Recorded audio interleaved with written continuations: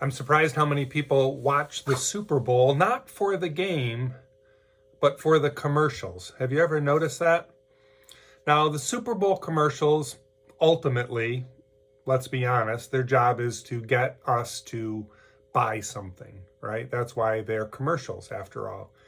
But I think the really good Super Bowl commercials often are little mini stories, stories of hope, stories of inspiration that move us somehow.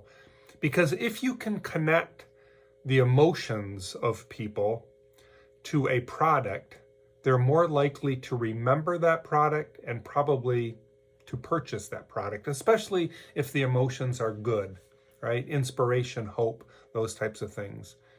So Super Bowl commercials, when you watch them this year, watch what they're trying to motivate you to feel. A lot of times it will fall into these categories: a sense of possibility, potential, empowerment, or freedom, being free from things. These are also the gifts that we might receive from our loved ones, right? Our parents, maybe even our children, our spouses, maybe from coaches or teammates, right? Sense of possibility, potential, empowerment, freedom, hope, inspiration. The question that I have for today is, do we also receive such gifts from the church? Do you think that the church is also a place where we can connect to God in such a way that we are inspired, that we are more hopeful people as we go about our lives? Is that the message that we preach and proclaim? I certainly was looking closely at my sermon today thinking, is this something that I preach and proclaim?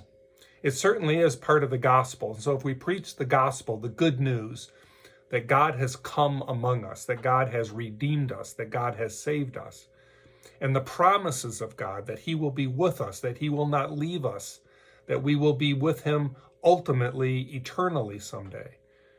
Those are the promises that we gather around. Last week, Jesus cast out a demon and reminded us that God stands against the powers that keep us from living this new and abundant and hopeful and inspired life, especially as we live it in faith. This week, the pattern continues for the Gospel of Mark as well. Jesus heals, he restores, and he stands against violence and lies and self-centeredness. Wherever Jesus goes, people are set free. That's the message of the Gospel of Mark. Wherever Jesus goes, in the wake of his leaving, he leaves people freer from demons, from illness, from sickness, from worry, from fear, from doubt. But in faith, we need to ask the follow-up question as well. We can't just ask the first question. We need to always follow up, because that's the way our lives grow deeper into faith. So the follow-up question for me today is, God has set us free for what? What exactly does God free us for, we might ask? Today's gospel tells us that we are set free so that we might serve those who are in need. This is something that you don't hear about in the news very often, do you? God frees us, God blesses us so that we might better serve the people in need. God doesn't free us and bless us so that we can just go, I have more stuff, I'm blessed, I'm doing great. He frees us for a purpose, so that we might have more meaning, purposeful meaning in our life.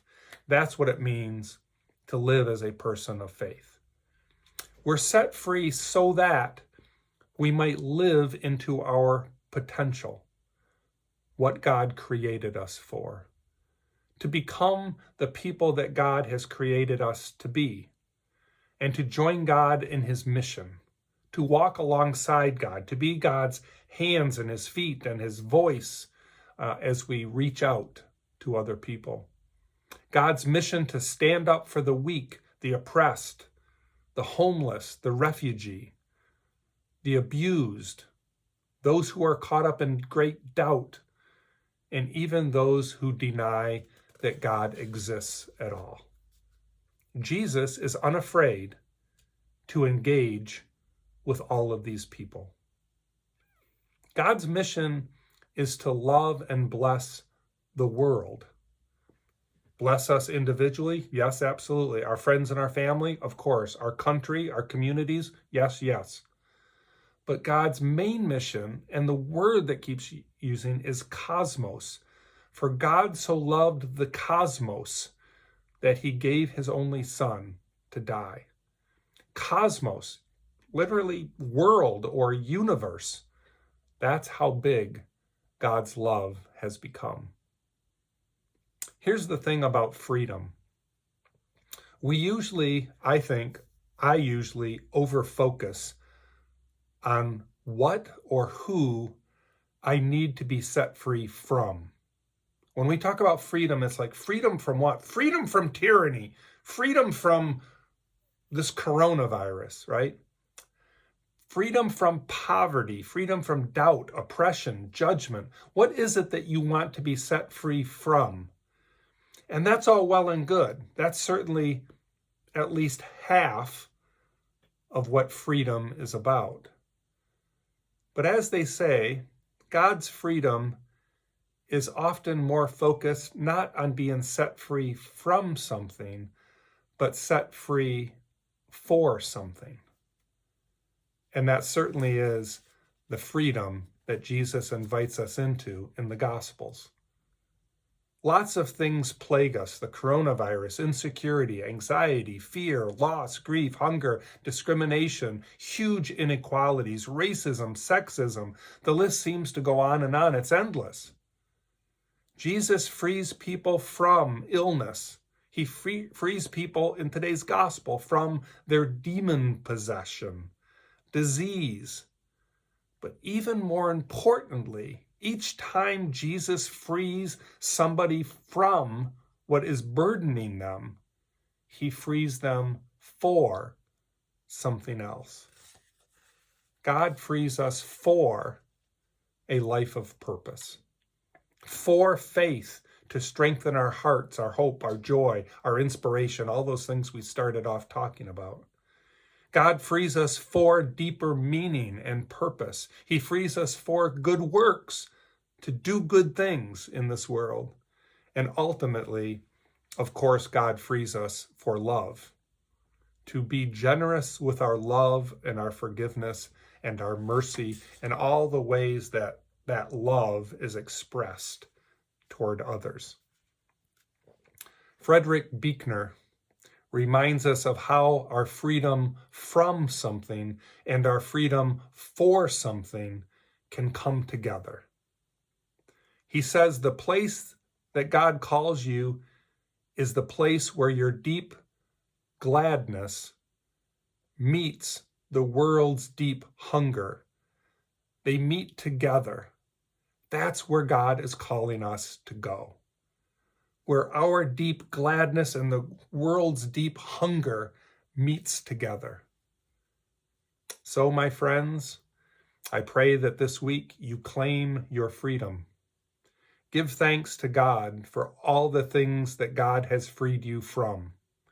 And then let's move on to a place of generous love, for God frees us for the ability to love one another. Thanks be to God for that. Amen.